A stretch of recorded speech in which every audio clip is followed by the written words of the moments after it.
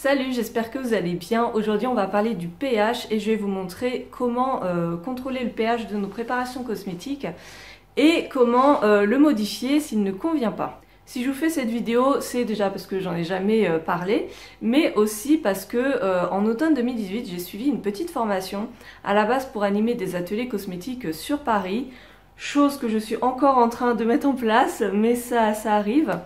Et en fait, lors de cette formation, on nous a un peu reparlé des bases.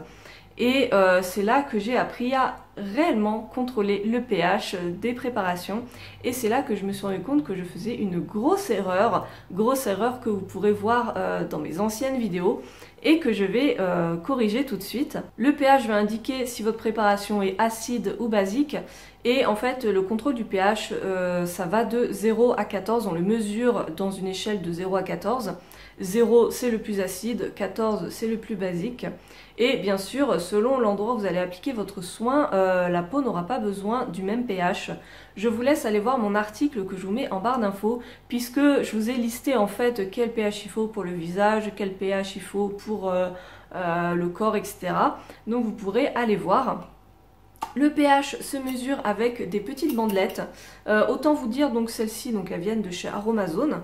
Elles se présentent donc, c'est des petites bandelettes avec voilà, des petites couleurs dessus. Il y a un code couleur et on peut se référer donc aux indications qu'il y a sur la boîte.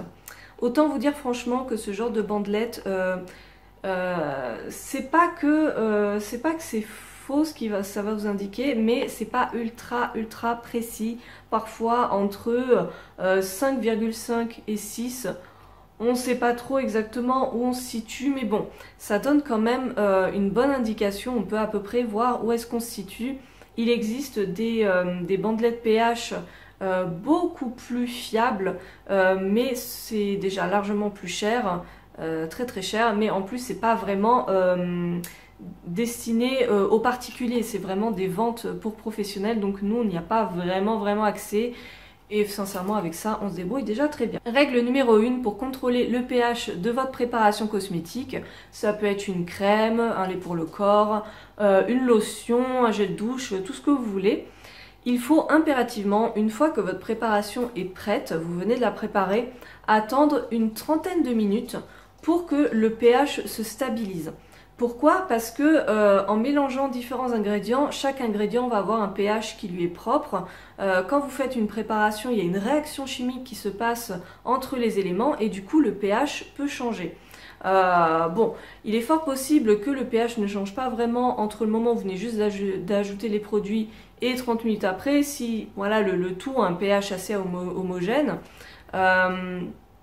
Mais si vous ajoutez des ingrédients très acides ou très basiques, ça peut tout changer. Donc attendez 30 minutes avant de contrôler le pH, sinon ça risque d'être faussé. Deuxième règle très importante, et c'est l'erreur que je faisais jusqu'à présent, ne trempez pas votre bandelette pH directement dans la préparation. Bah oui, parce qu'en fait c'est tout con, mais les ingrédients, là, la matière qui compose la bandelette, bah c'est toxique en fait, enfin c'est toxique, ça va pas vous tuer, hein, attention, mais je veux dire, vous préparez vos cosmétiques, c'est normalement pour avoir quelque chose de sain à s'appliquer sur la peau, c'est pas pour rajouter des substances nocives pour la santé, on est d'accord.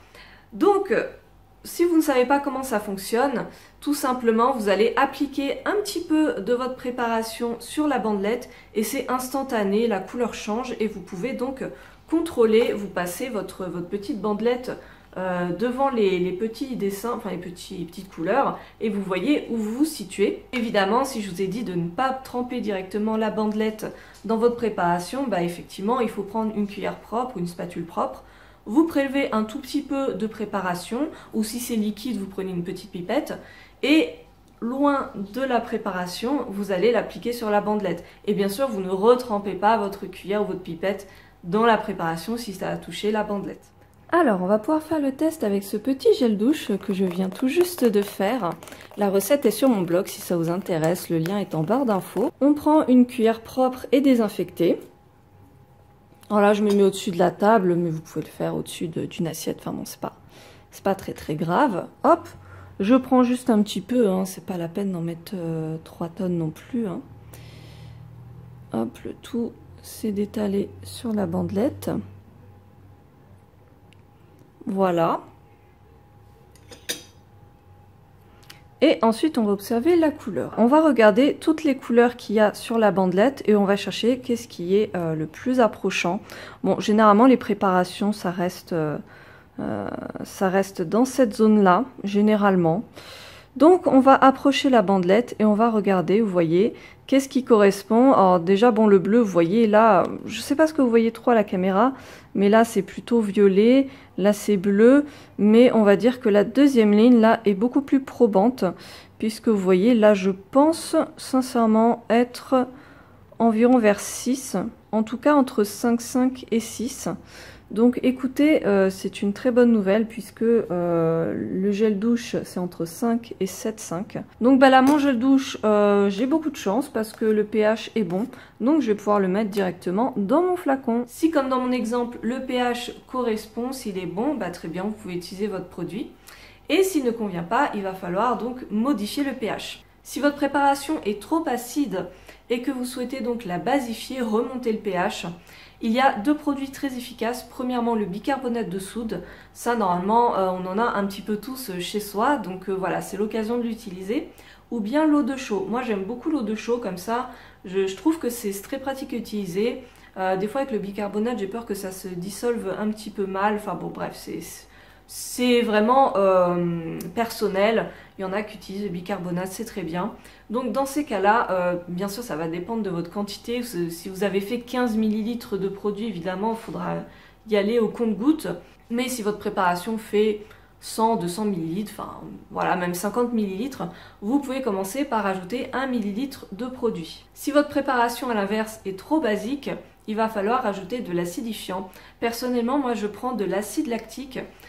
Donc acide lactique, donc c'est naturel, hein, l'eau de chaux aussi c'est naturel, je ne l'ai pas dit, il n'y a rien de chimique. L'acide lactique, on s'en sert notamment dans les shampoings, parce que justement le cuir chevelu a besoin d'un terrain très légèrement acide, et du coup l'acide lactique ça va permettre au shampoing d'un petit peu plus s'acidifier et correspondre au pH. Moi généralement je rajoute 1 ml de produit, je mélange bien, j'attends encore une fois 30 minutes, et suite à ces 30 minutes, je recontrôle le pH, donc toujours à l'écart de ma préparation. Et puis voilà, après si c'est pas suffisant, vous rajoutez 1 ml, vous attendez encore. Voilà, et puis bah, quand vous arrivez à au bon pH, et bah, c'est nickel. Petite dernière chose quand même, il y a beaucoup de gens qui vont se demander est-ce que c'est indispensable de contrôler le pH ? Dans l'absolu, je vais vous dire, c'est pas obligatoire, bien sûr, bien que voilà, les bandelettes pH ça coûte pas très cher. Dans ce petit machin, il y a 50 bandelettes. Donc vraiment, vous avez de quoi faire.